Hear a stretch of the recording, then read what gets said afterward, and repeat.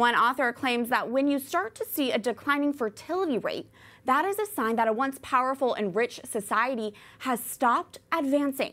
New York Times columnist Ross Douthat explores that in his new book, The Decadent Society. Douthat stopped by our studio last week during his book tour for a conversation about sterility and its impact not just on this generation, but the next one too. Here's our conversation.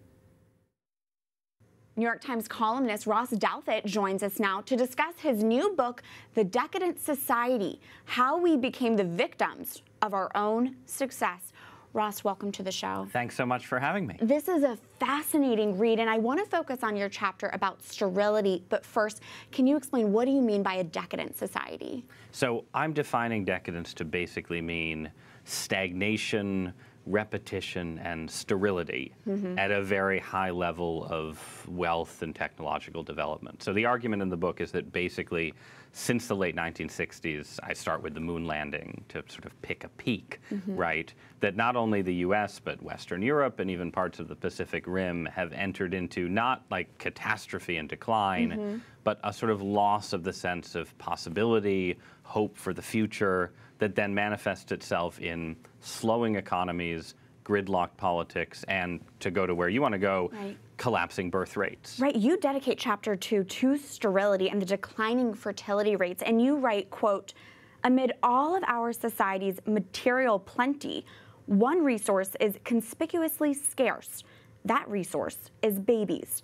Ross, can you expand on that, and why is this happening? So nobody's quite sure why it's happening. That's what's interesting. Like, you can tell a very simple story about why birth rates have declined to some extent, right? Obviously, you know, we no longer have agrarian economies where you need large, you know, strong sons to work your farm.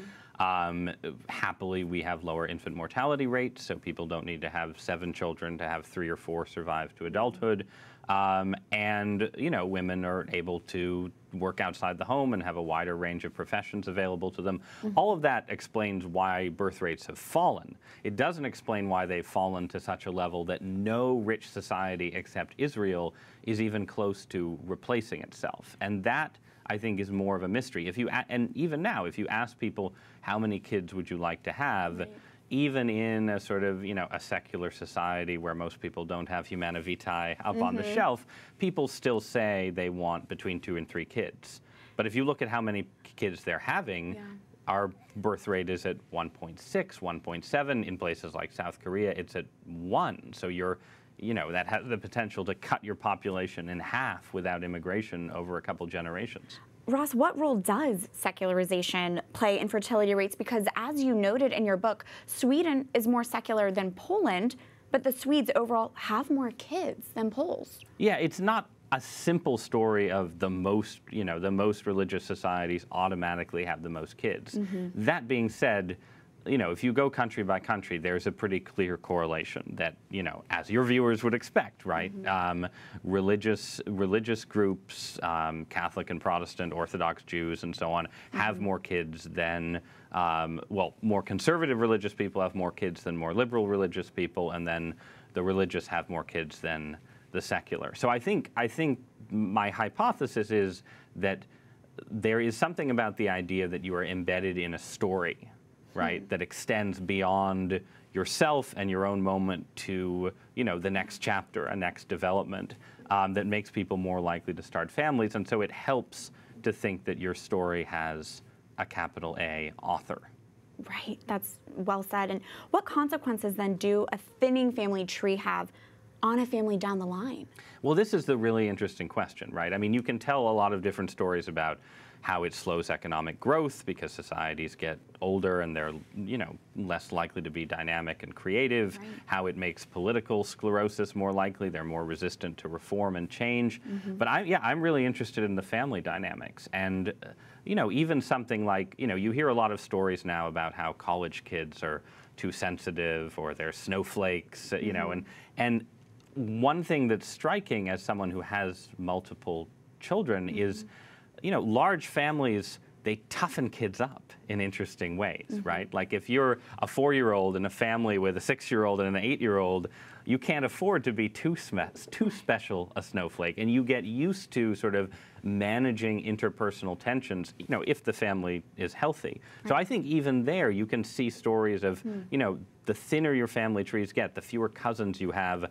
In certain ways, the more, on the one hand, more sensitive you are because you haven't had a sort of toughening up, but also the more isolated you are as you go through the life cycle. And then as you get to old age, you already see this in Japan, right, where, you know, they've had low birth rates for a long time. You have these, you know, really sort of tragic stories of people in their 80s and 90s living sort of almost warehoused in apartment buildings, you know, where they, you know, during a heat wave, people will die and no one comes for them for months. So I think, you know, for people who are in their 20s and 30s and sort of experiencing that phase of life that I've now left behind, the effects of this maybe don't get felt as dramatically as they do as you get older. That absolutely makes sense. And is this notion of a decadent society a similar idea to the throwaway culture that we hear Pope Francis talk about? To some extent, yes. I mean, it's a society that doesn't have a strong idea of the future or of the past. So it's sort of lost faith. It thinks that the past was bad and unprogressive and corrupt, but it doesn't have a lot of confidence about the future. So it does, I think, tend toward sort of disposable forms of culture. You don't get people, you know, building the great cathedrals and writing the great operas. I should say, not that I attend opera all the time. I mean, I myself am decadent too, right? Well, we are so grateful for you being here and for writing this fascinating read, The Decadent Society, How We Became the Victims of Our Own Success. Ross Douthat, thank you. Thanks so much for having me.